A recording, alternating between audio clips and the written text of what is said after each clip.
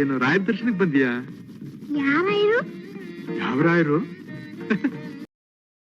ಜೀವನದಲ್ಲಿ ಶಾಂತಿ ಬೇಕಾದರೆ ಕೆಲ ಸ್ಥಳಗಳು ದೇವರಂತೆ ಆಶೀರ್ವಾದ ನೀಡುತ್ತವೆ. ಅಂತಹ ಒಂದು ಪವಿತ್ರ ಸ್ಥಳವೇ ಮಂತ್ರಾಲಯ. ತುಂಗಭದ್ರಾ ನದಿಯ ತೀರದಲ್ಲಿ ನೆಲೆಸಿರುವ ಈ ಪುಣ್ಯಕ್ಷೇತ್ರದಲ್ಲಿ ಶ್ರೀ ಗುರು ರಾಘವೇಂದ್ರ ಸ್ವಾಮಿಗಳು ಅನಂತ ತಪಸ್ಸು ಮಾಡಿ ಭಕ್ತರ ಪಾಲಿಗೆ ದೈವಿ ಆಶೀರ್ವಾದವಾಗಿ ಉಳಿದಿದ್ದಾರೆ. ಶ್ರೀ ಗುರು ರಾಘವೇಂದ್ರ ಸ್ವಾಮಿಗಳ ಪವಾಡಗಳನ್ನು ಕೇಳಿದರೆ ದೇಹದಲ್ಲಿ ರೋಮಾಂಚನೆ ಮೂಡುತ್ತದೆ. ಭಕ್ತಿ, ತಪಸ್ಸು, ಆಶೀರ್ವಾದ ಈ ಮೂರು ಶಕ್ತಿಗಳ ರೂಪವೇ ನಮ್ಮ ರಾಯರು. ಅವರು ಕೇವಲ ಮಠಾಧೀಶರಲ್ಲ, ಭಕ್ತರ ಮನಸ್ಸಿನಲ್ಲಿ ಜೀವಂತ ದೇವರು. ಅವರು ಭೂಮಿಯ ಮೇಲೆ ಬದುಕಿದ್ದಾಗಲೇ ಅನೇಕ ಪವಾಡಗಳನ್ನು ತೋರಿಸಿ ಭಕ್ತರ ಮನಸ್ಸಿನಲ್ಲಿ ದೇವರ ನಂಬಿಕೆಯನ್ನು ಗಟ್ಟಿಗೊಳಿಸಿದರು. ಅವರು ಮಾತಾಡಿದರೆ ಕಷ್ಟಗಳು ಮಾಯವಾಗುತ್ತವೆ.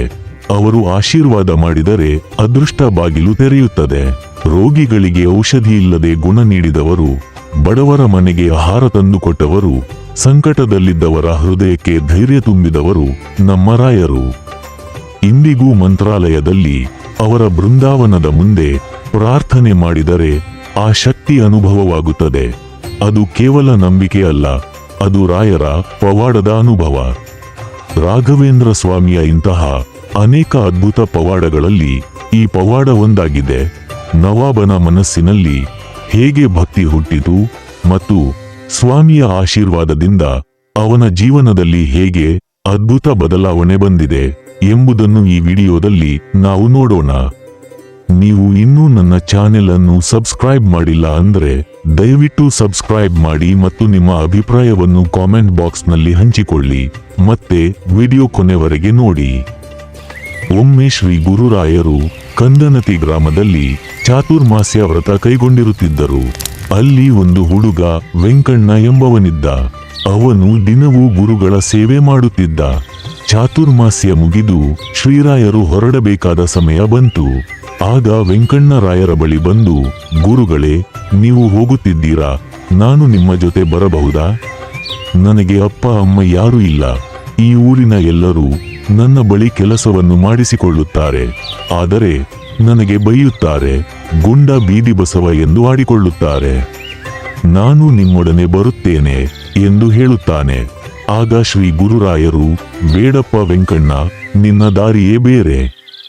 ಭಗವಂತ ನಿನಗೆ ಒಳ್ಳೆಯದನ್ನು ಮಾಡ್ತಾನೆ. ಸಂಕಟ ಬಂದಾಗ ನನ್ನನ್ನು ನೆನಪಿಸು ಅಂದು ಅವರು ಅವನಿಗೆ ಅಕ್ಷತೆ ನೀಡಿ ಆಶೀರ್ವದಿಸಿ ಹೊರಟರು. ಕೆಲವು ದಿನಗಳ ನಂತರ ವೆಂಕಣ್ಣ ದನ ಕಾಯುತ್ತಿದ್ದ. ಅವನ ಜೀವನ ತುಂಬಾ ಕಷ್ಟದಿತ್ತು. ಯಾರೂ ಗೌರವ ಕೊಡ್ತಿರಲಿಲ್ಲ. ಎಲ್ಲರೂ ಅವನನ್ನು ಗುಂಡ ಬೀದಿ ಬಸವ ಅಂತ ಬೈಯುತ್ತಿದ್ದರು. ಆದರೂ ಅವನು ಗುರುರಾಯರ ಮಾತು ನೆನೆಸಿಕೊಂಡು ಬದುಕುತ್ತಿದ್ದ. ಒಂದು ದಿನ ಸಿದ್ದಿ ಮಸೂದ್ ಖಾನ್ ತನ್ನ ಸೈನ್ಯ ಸಮೇತವಾಗಿ ಪ್ರಯಾಣಿಸುತ್ತಿದ್ದ. ಅವನಿಗೆ ಸೈನಿಕನು ಒಂದು ಪತ್ರ ತಂದನು. ಅದು ಕನ್ನಡದಲ್ಲಿ ಬರೆದಿತ್ತು. ಆದರೆ ಯಾರಿಗೂ ಕನ್ನಡ ಓದಲು ಬರುತ್ತಿರಲಿಲ್ಲ. ಅದೇ ಸಮಯದಲ್ಲಿ ದೂರದಲ್ಲಿ ವೆಂಕಣ್ಣ ದನ ಕಾಯುತ್ತಾ ಒಂದು ಮರದ ಕೆಳಗೆ ಕುಳಿತಿರುತ್ತಾನೆ. ಆಗ ಖಾನ್ನನು ವೆಂಕಣ್ಣ ಬಳಿ ಬಂದು ಪತ್ರವನ್ನು ಓದುವಂತೆ ಹೇಳುತ್ತಾನೆ. ಆದರೆ ವೆಂಕಣ್ಣನಿಗೆ ಓದಲು ಬರುವುದಿಲ್ಲ. ಆದ್ದರಿಂದ ನನಗೆ ಓದಲು ಬರುವುದಿಲ್ಲ ಎಂದು ಹೇಳುತ್ತಾನೆ.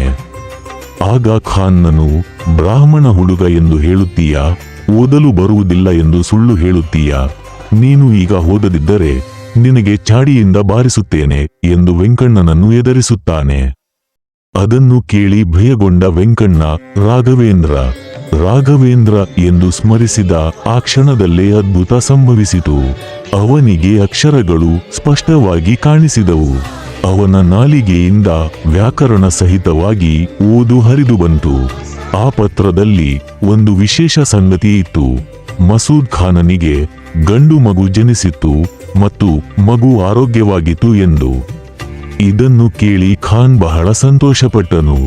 ಖಾನ್ ಆಶ್ಚರ್ಯದಿಂದ ಕೇಳಿದ, ನೀನು ಯಾರು ಮಗ? ದನ ಕಾಯುತ್ತಿದ್ದೀಯಾ? ವೆಂಕಣ್ಣ ಹೇಳಿದ, ಹೌದು, ನಾನು ದನ ಕಾಯುವವನು. ಆಗ ಖಾನ್ ಹೇಳಿದ, ನೀನು ಬಾ, ನನ್ನ ಸೈನ್ಯದಲ್ಲಿ ಸೇರು. ಅಲ್ಲಿಂದ ಅವನನ್ನು ಅರಮನೆಗೆ ಕರೆದುಕೊಂಡು ಹೋಗುತ್ತಾನೆ. ವೆಂಕಣ್ಣ ಗುರುರಾಯರ ಅನುಗ್ರಹದಿಂದ ತುಂಬಾ ವೇಗವಾಗಿ ಓದುತ್ತಾನೆ, ವಿದ್ಯೆ ಗಳಿಸುತ್ತಾನೆ.